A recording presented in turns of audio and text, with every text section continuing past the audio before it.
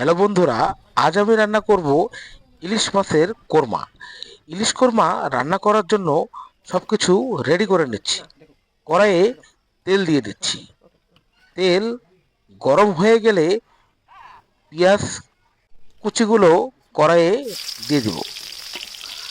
এবার সুন্দর করে নাড়াচাড়া দিয়ে পেঁয়াজগুলো হালকা বাদামি হয়ে গেলে আদা রসুন কাঁচামরিচ আর পেঁয়াজ ব্লেন্ডার করা দিয়ে দিব। দিয়ে সুন্দর করে কষাতে থাকবো। খুব সুন্দর ভাজা ভাজা করে কষাবো।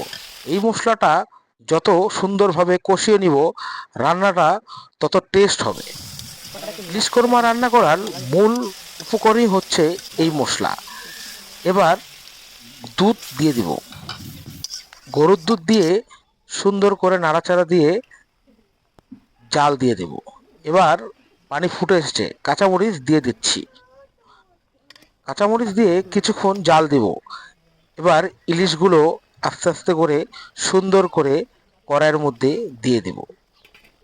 ইলিশগুলো দিয়ে মিডিয়াম আঁচে জাল দিতে থাকবো। আলহামদুলিল্লাহ, ইলিশগুলো অনেকটা হয়ে এসেছে।